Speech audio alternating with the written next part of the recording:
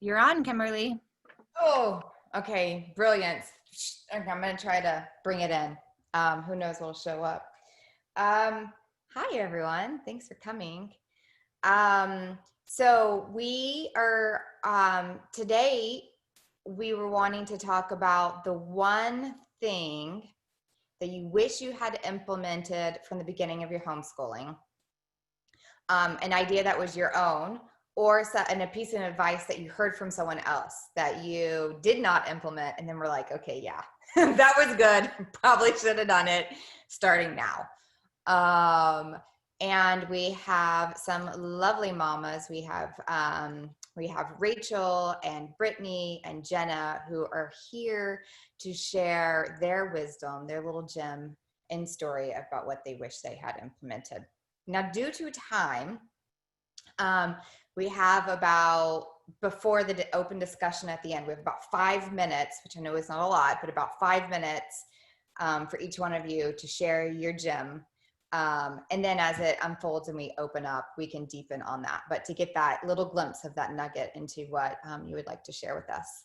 And so we'll get started. And I would like to start with Rachel. And because I'm looking at my screen here, we're going to go on my screen. So we'll go Rachel, Brittany, and then Jenna's is going to, I know, just pop right off of where Brittany's going. So I'm going to put Jenna after Brittany because it's a really lovely next little idea behind hers.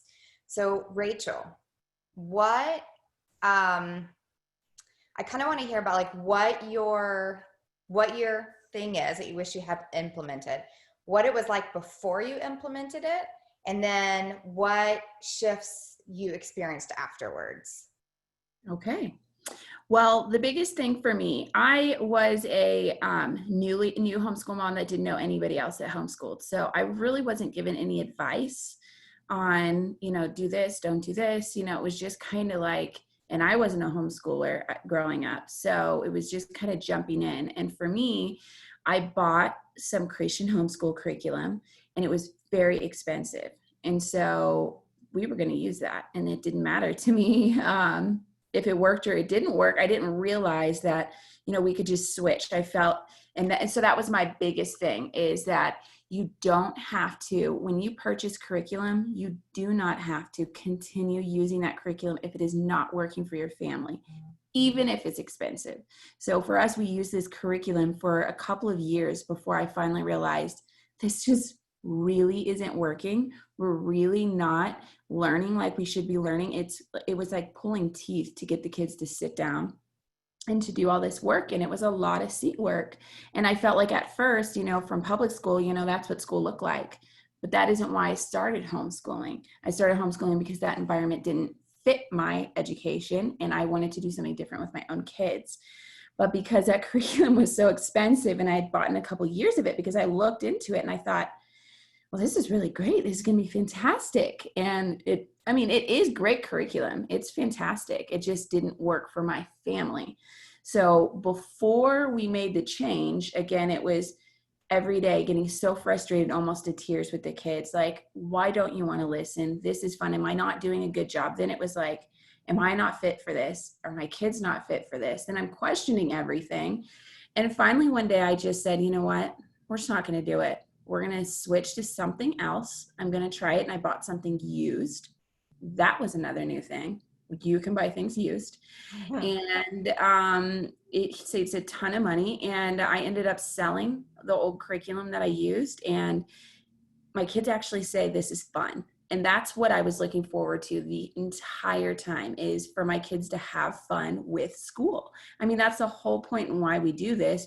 And why they're going to absorb everything that you're teaching them, is because it's fun. And sometimes it's so fun they don't even realize that they're learning. They think it's a game. And sometimes we are playing games.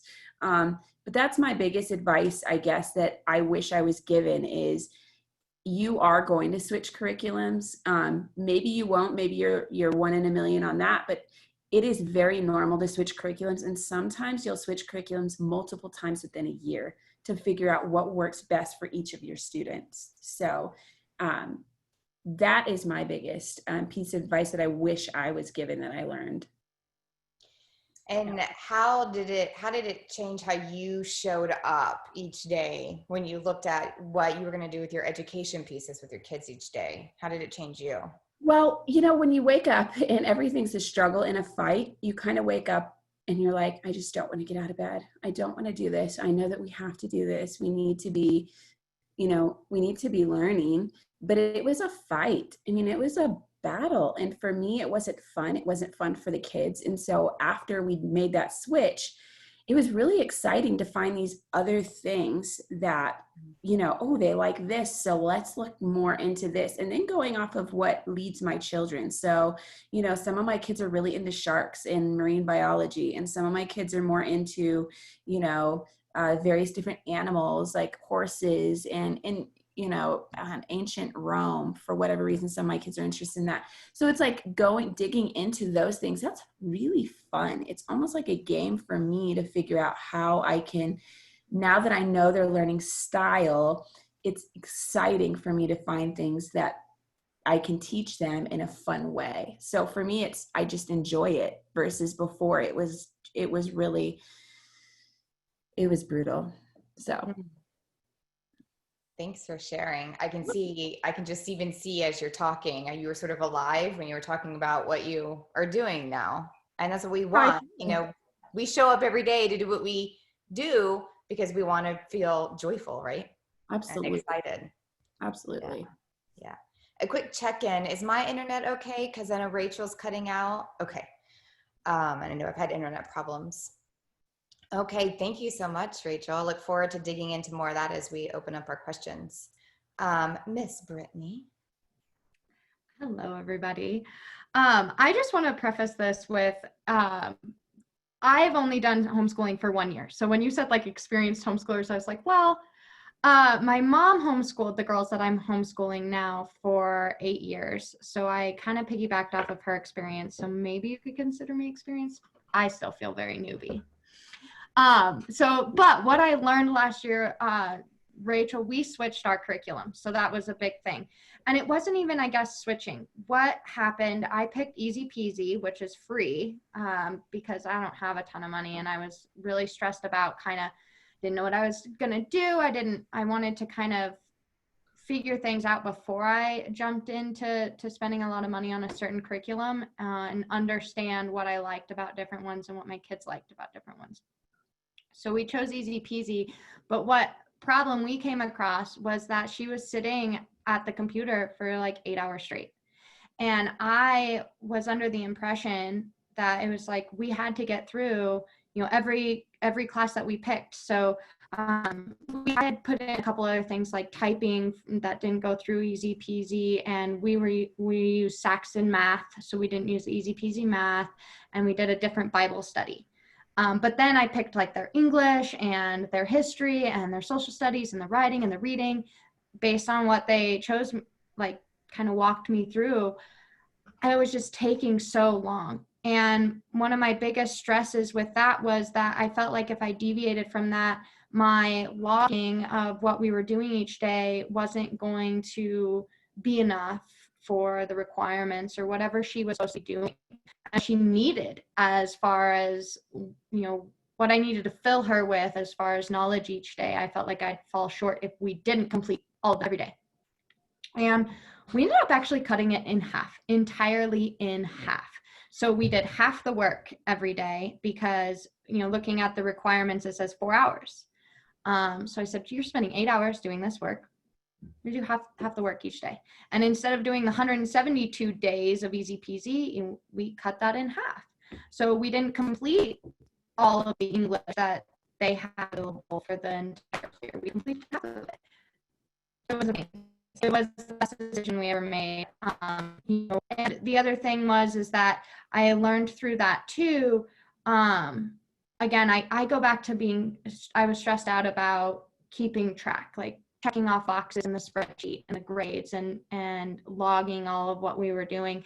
And so I would feel stressed when we would deviate from Easy Peasy and go something else. But like Rachel, that was what I envisioned homeschooling being, was getting out flexible and diving deeper into what interests they had and being able to do that. Like, you remember the train tracks and, oh my gosh, you're really interested in this thing? Let's go off on the dirt path for a while.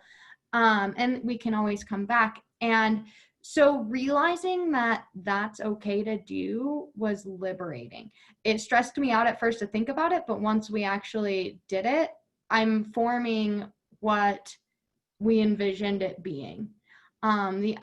Like really, so just being able to not feel like you have, I guess, like to summarize that, not feeling like you have to do all the things every day.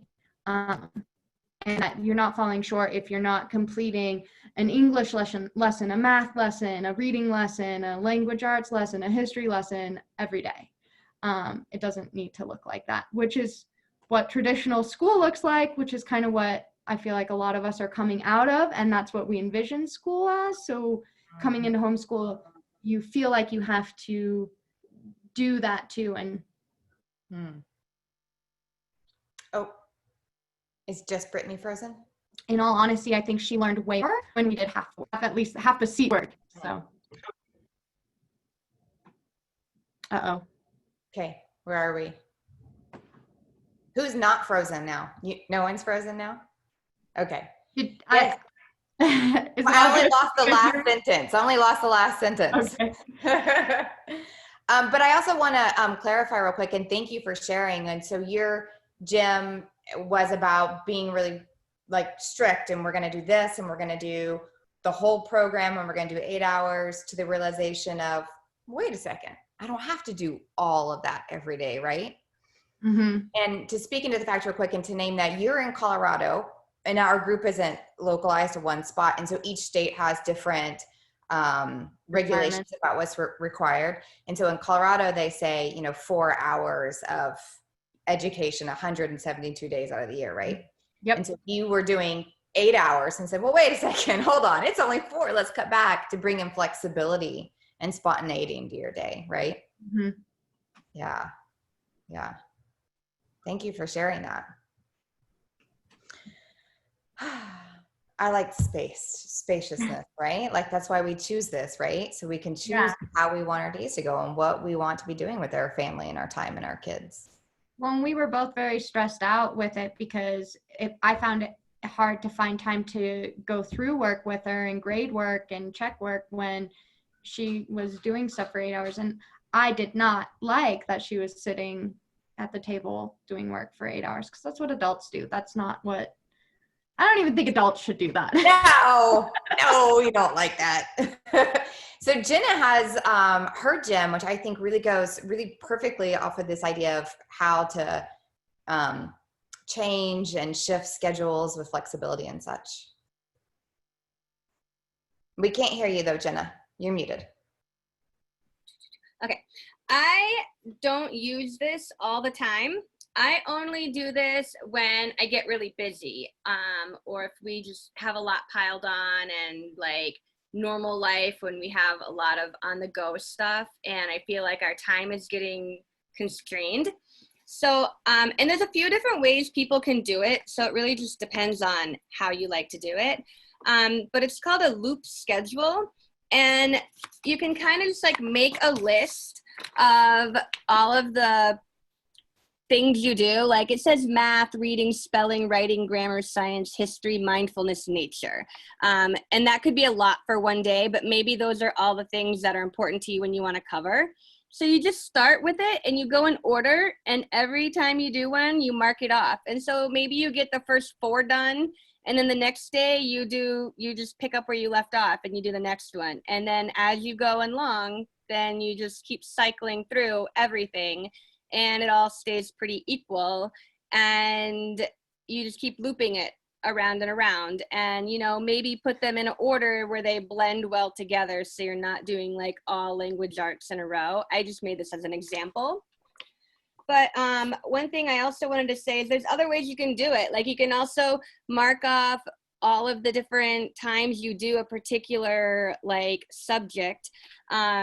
And then after a while, you'll be like, look, we're really good at reading. We're nailing that. But we need to pick it up a little bit on history here and see where we can work that in a little bit more. And So it's just another way to kind of keep track of what you're doing and keep it all going when you have a lot of balls you're trying to keep going at one time. Because I know for us, like, I have all the like basics, like math and reading and things like that. But then like English language arts, there's like 5 parts to it, right? It's like writing and spelling and grammar and reading and all of it. And you don't necessarily do all of them each day. So to keep from getting overwhelmed, I like to try and space them out a little bit, you know?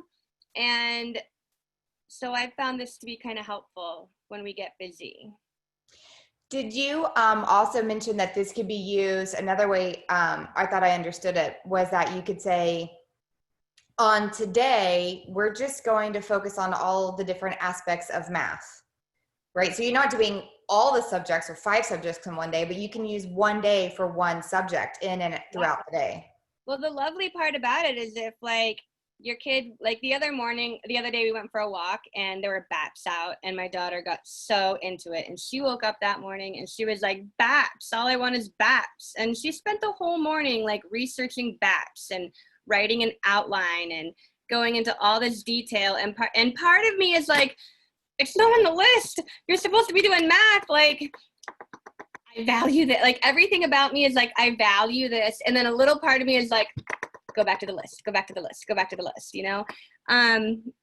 So I don't know, it's kind of good because with something like this, you know, you can be like, okay, science, well, we did that all morning and that's a lot of brain power. So maybe we don't have the brain power for everything else, but that's okay because we'll just pick it up tomorrow and keep going.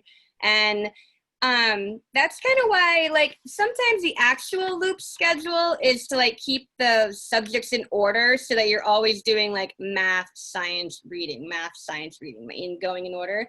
But that's why I like the kind of other styles where it's this way. That way you don't have to stay in order because if you wake up and you're not in the mood for math, like, and that's what's first during the day, like that's not gonna really always serve you well. But if you kind of keep it in track like other ways, you can still very clearly see what's getting left behind and what needs to pick it up. And so I think it's kind of just depends on the way your brain works, how you would like it better. You know what I mean? It sounds like a perfect way for me to activate that right side playfulness and spontaneity, but then also honor the left side that needs the list and the check marks and to make sure that I'm meeting my goals of what needs to happen. Mm-hmm. I actually have a few different styles that I normally do. I have like multiple different checklists. And so like the one that I normally use kind of looks like this, which is different. But then, like I said, when we get busier and I don't have like we're home all day right now. So it's not a hard thing to get all done that we need to do. I'm normally done in like 3 hours.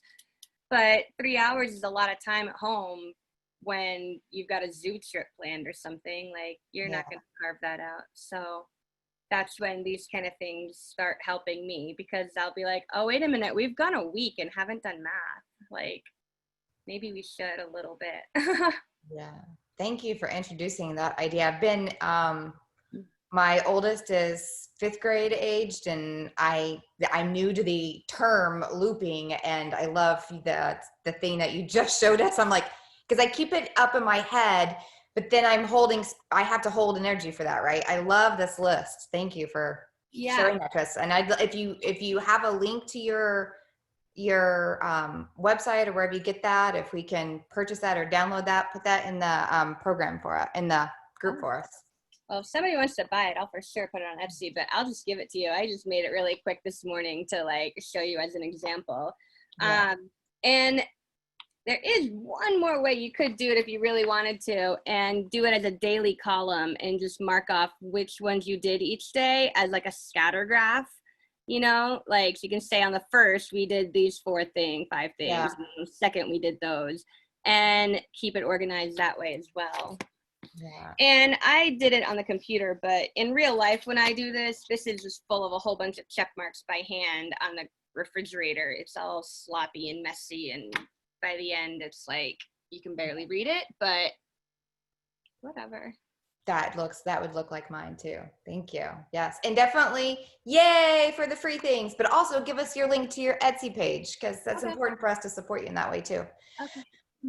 Miss Nikki, I know you have a wonderful gem to share with us too. Awesome. Thank you, ladies, all for sharing. I love coming on these calls and hosting them because I always learn so much from everyone. I feel like I'm being educated too with my children, and I know we all feel that way as homeschooling moms. So my big aha was I was told by several people to deschool,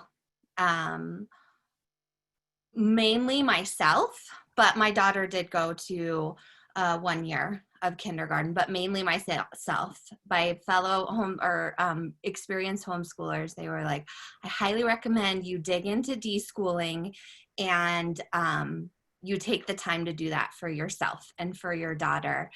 And I kind of scratched the surface with it, and I was like, oh, we're fine.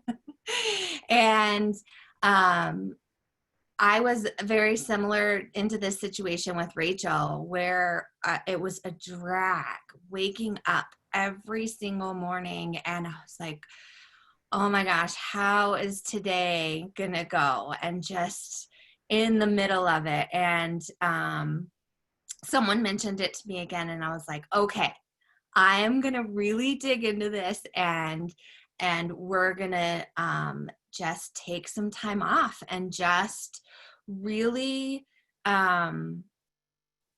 it was more for my daughter and I as getting connected and just shedding the idea of what, like Brittany shared, of what school has to look like, and just really just getting rid of all of that mess in my head and the mess in her head, because we had a not so great kindergarten year with her. And so she just equated schooling with all of the drama that was going on with her in kindergarten. And we just took time, a lot of time, to just shed all of that. And so schooling looks completely different for us now. It has changed everything. I still do get into those loops in my head where I'm like, oh my gosh, maybe we need to do more of this. And then I have to remind myself, where up to whose standards are you going by? Are you going by the public school standards right now? Or are you going by what you and your family have decided as a standard? So it still creeps in on me, but that was literally one of the best things that I have done for our schooling together. And I want to remind people that everything that these women shared, including myself, if you're in the thick of it and you're struggling with schooling right now, it could be one, it could be several, but it could just be one small little tweak to go from that dreading school every day and thinking, oh my gosh, we are not cut out for this. There is no way that we are going to be able to finish this school year. One tweak.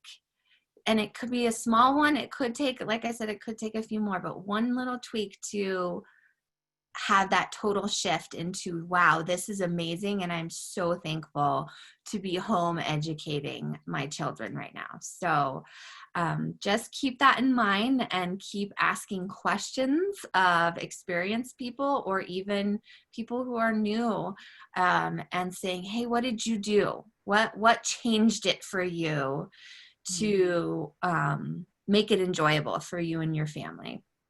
So that's my 2 cents. And I think we can probably just open it up for questions now, right? Yeah, definitely. Thanks for sharing, Nikki. Always love hearing your path as well. Well, I have a question, Nikki. What do you use for, excuse me, do you still do the unschooling method or the deschooling method, or are you like So is it student led, or do you use a particular curriculum? So deschooling is completely separate from unschooling. And we did a live about this. Deschooling is just literally taking the time to shed those ideas and to create a new space for what schooling is going to look like at your house. And we did do curriculum in the beginning. Now we are on an unschooling path. It's completely led by Kaylee and what she is interested in, and then we tie everything in. It's a little bit more. I will tell you, I could not have done this if I didn't deschool. There is no way, because I'm just like Kimberly and Rachel and Brittany and Jenna. Like, I was the check off. No. I have to check off all of these boxes to make sure that we're on track. And now I don't have to live by that. And it's so freeing. I will tell you that. So yes, it's completely led by Kaylee and what she is interested in learning. And then it does take a little bit more. I don't want to say that. I don't want to say it takes more, because it just takes time on the back end of how to tie things in, right? And how to make sure that we're learning on a regular basis, and how to, like Jenna said, with the bats, like how we can dig and dive further into things, like when she shows interest in something. So yeah, I think what I hear is that it's like, when you go the unschooling method where you're, which I firmly believe in. I don't have enough, I need more structure than that. But we do a lot of child-led learning. But it sounds like and that's how I feel, is it's a very mindful way of doing schooling, because if you are going to learn, like my daughter is obsessed with sharks. And so almost everything she wants to tie in somehow, and she's 10, but she just loves them. I mean, and they are really cool. So, well, how can we use that in various different things? And so it's being mindful and being able to wrap it in multiple subjects. So that's really cool. I guess I'm going to pop my collar a little bit, but I guess I did a deschooling method without realizing, because I had no idea what deschooling was. I assumed it was unschooling. But that was exactly when we changed that curriculum. It was just like, okay, this isn't working. So we're either going to go to public school or we're going to figure out how to make this work for us. So it's so good to feel like, oh, we got it. It's like the light bulb. Like, oh, okay. All right. Right. Mm-hmm. You are exactly right. A mindfulness in schooling. And that's a good job. That's awesome that you just did it on your own. The other thing, and every single one of you touched on this, is being flexible. Like I said, we did the curriculum and now we're doing unschooling. And in the middle of this year, it might completely change again. So just being flexible with it and being an ebb and flow thing in our house has become really, really important. So I have a question for you guys. I kind of want to say like what we've done to do that, because it falls right in line with kind of Rachel. I think you and I probably do something really similar, because I am one of those people that needs to check the boxes, and I have a spreadsheet. The last one that I showed, where it's like what we did that day, that's what we do. Although visually, I like what you had in the other one, so I might change it up this year. But kind of what we started to do that second year is, so we've got math, science, whatever she did on Easy Peasy, but then say, we're going to go to the museum. So for an example of last year, we went to the museum, she got an exhibit sparked her interest the most, and then she did a presentation on that exhibit, and we did a research paper with a topic there too. So what we did is we literally paused Easy Peasy. So it's like we stopped on day 72 of English, day 63 of reading, whatever, and we just marked that, pause that curriculum, dove down into what she wanted to do, completed those projects, whatever they looked like. And, Nikki, that I get where you're coming from. Like, then it's a little work for you to coordinate different subjects, create activities around this interest you have. And we would dive into that, complete that. And then if there wasn't really something guiding us past that, then we'd hop back on, okay, we're starting back at day 64 on easy peasy in reading. And I don't remember what numbers I gave you because I made them up. But that is where we and one of the retrospectives we had actually is we didn't mark what days we paused in easy peasy the first time we did that. And when we came back, we both were like, where were we at? So, and with that program, like, it's hard to pick up just randomly in a random day, because each day builds on itself in that curriculum too. So, and I guess that's how we did it, but I'm really interested in how you guys dig into those deeper dives outside of the curriculum that you're using. So I don't know if anybody else has feedback. Yeah, real quick, how old is Candace? Because she's 13 now. So last year we did mostly 7th grade type curriculum, some 8th grade stuff too. Okay. So. And then I have a 4-year-old. So this year, last year we really did absolutely nothing but like little preschool books, because she wanted to do school too, because she wants to be included. Yeah. So your question was, how do we take deep dives into things where they're, mindful, living, growing, deepening education, but that don't come from a curriculum? Yeah, so you're on your curriculum, something sparks your child's interest, like the bats, or whatever. How do you deviate from your curriculum? Do you even deviate, or do you just add that on?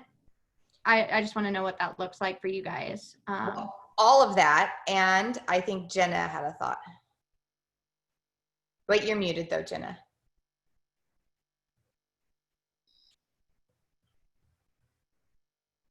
Wait, nope, still can't hear you, Jenna. But it can be any of that, right? And sometimes before Jenna pops on, it can be any of that, right? Like, you can do a little bit of each.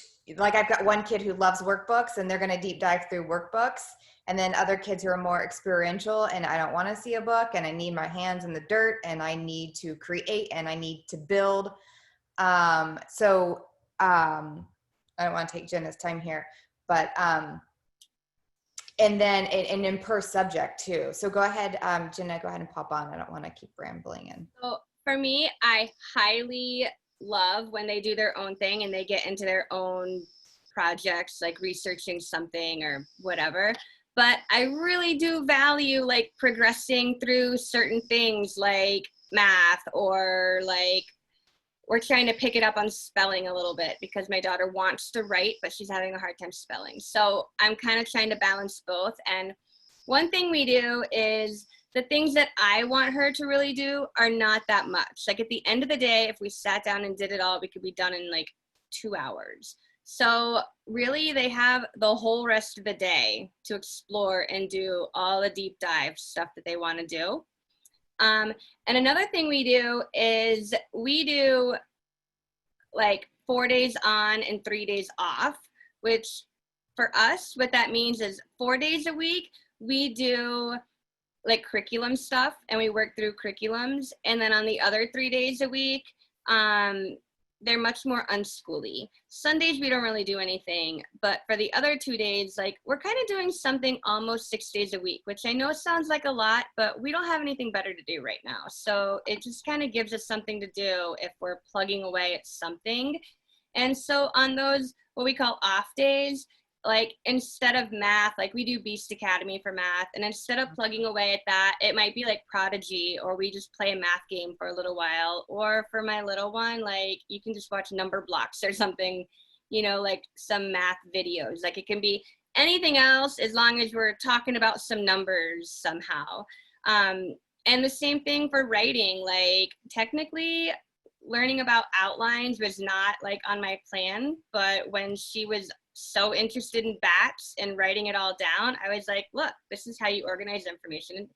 And it became a really awesome lesson, like all on its own organically, which is why I love like unschooling type things, but I just know I have to balance it with the things that I feel like we need to still be plugging away at.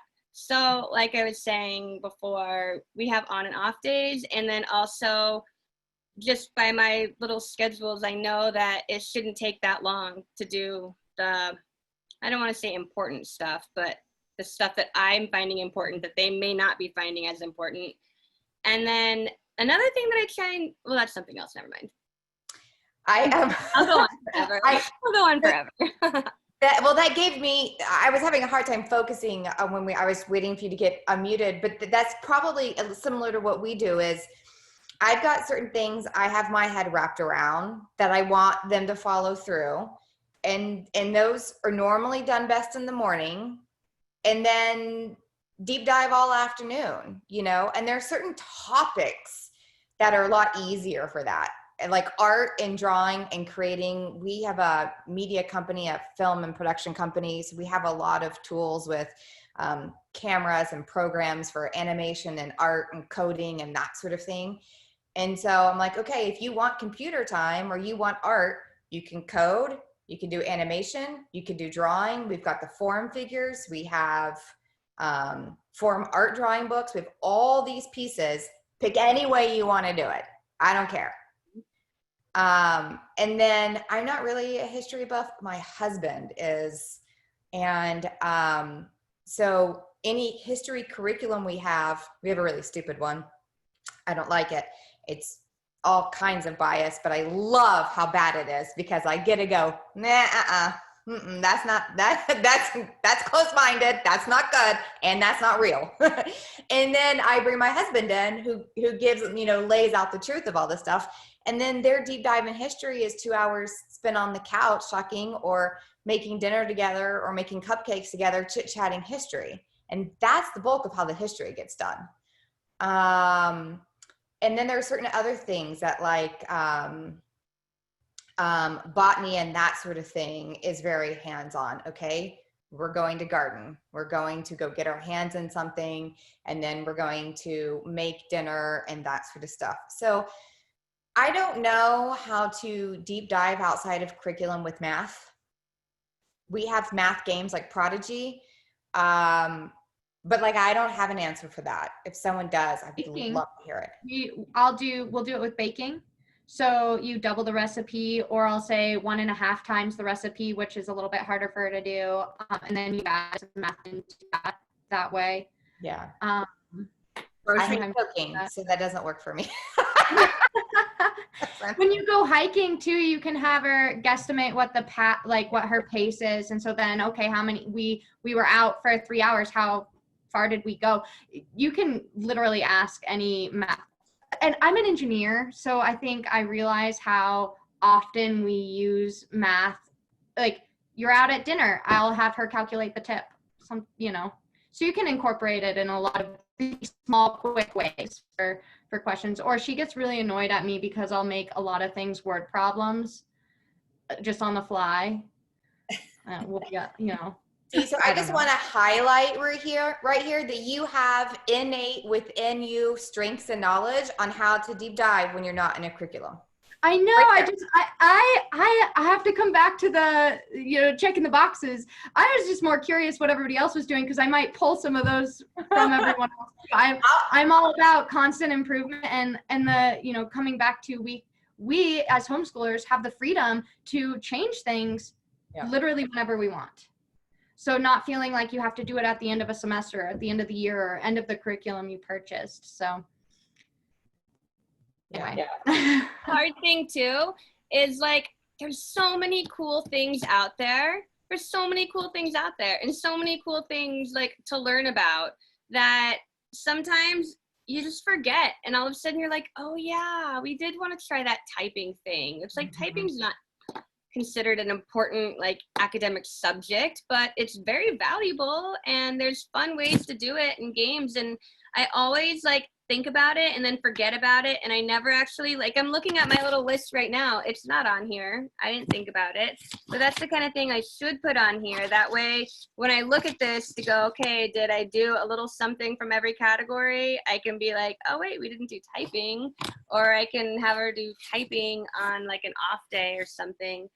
But there's just so many cool things that are valuable. I don't know. There's just a lot out there. Yeah. I mean, it's all valuable, right? Because it's all life, and it's all, and the idea that, you know, if it's not in a curriculum or in a book is actually pretty narrow minded on like what we're capable of doing in life. You know, Jenna, your husband has a glass blowing business. I say that right? Glass blowing business from home, right? That wasn't a subject in school, right? At least, I mean, maybe in high school, like some places maybe have that. Like a Bong 101. Yeah, that's No, what you learned at so- Confused. So, but he can blow other things, right? But like, right, Lots like of that, other things. He makes lots of other things, I'm sure. right? So, like, you know, Right? Dazed and Confused when they did that. That's funny. Okay. you know, so like there's so much stuff, right? You know, it all counts. It all matters, right? Because it's all the Yeah. creations of what we And are. my kids go out there and blow glass with him. Obviously, they don't make that. They make other cute little things like, they gave me this little heart. Here's one right here. They came back and they said, Mommy, look, it's a Aww. heart. I don't know if you can really see it because it's like, Yep. Okay, put that down. That's a subject. That's art. Remember when we used to have like wood shop in high schools and metal, you know, metal, what was it called? Like metal Here's the other one. works. I have another question. One of them made one. Aren't they cute? That's adorable. Love it. This one was for Rachel, just because the way you were talking, it sounded like you have several kids.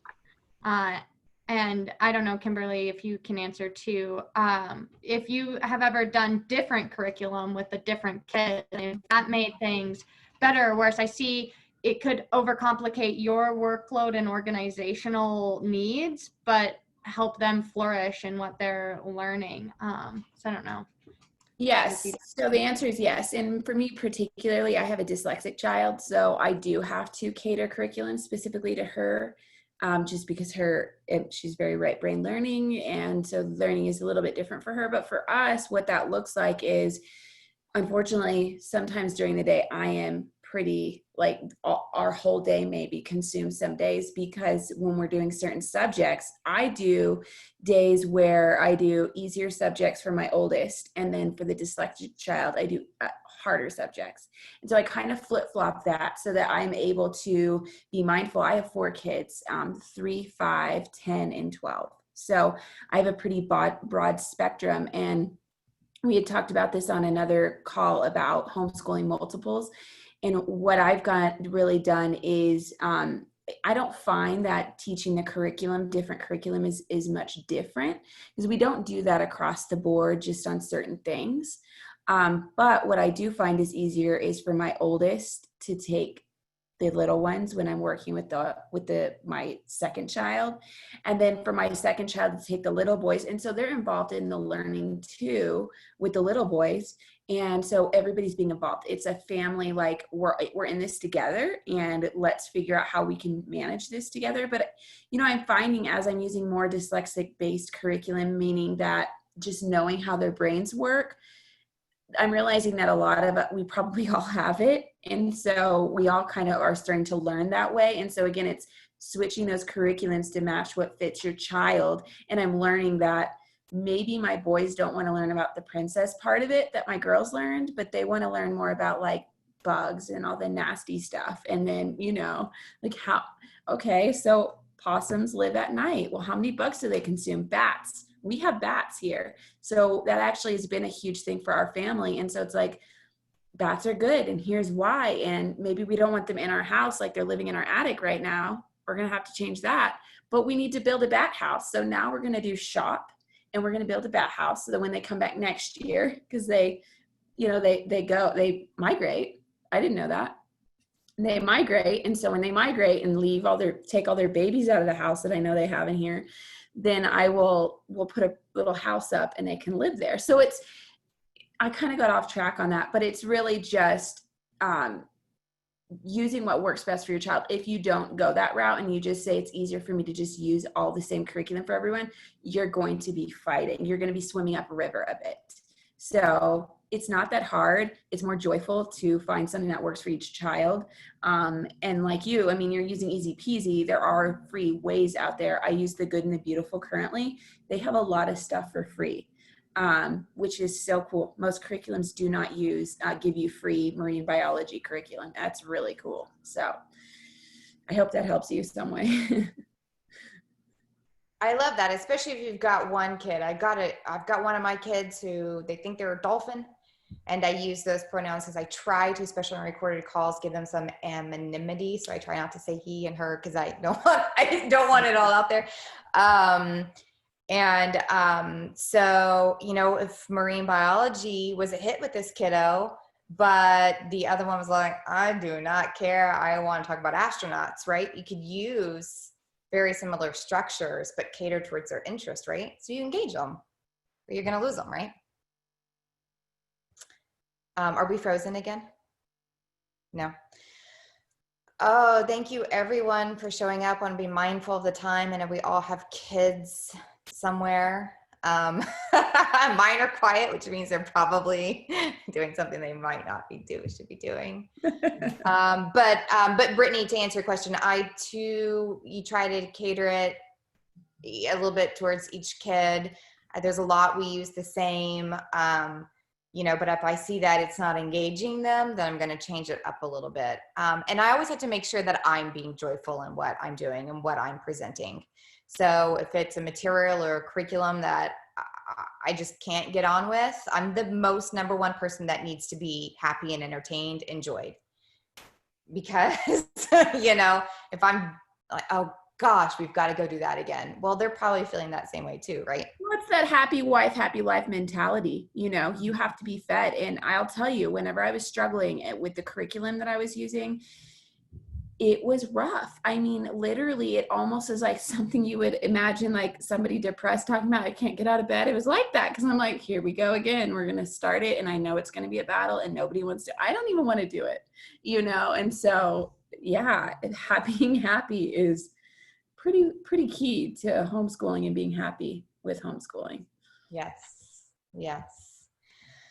Well, thank you everyone for coming today and sharing your stories and your lives and your families with us, and anyone who's watching. I really appreciate each of you, and my fabulous Nikki for always co-hosting and having a Zoom line. Thank you. Thank you, Kimberly, and thank you everyone. I'm going to stop the recording. You guys have an awesome day.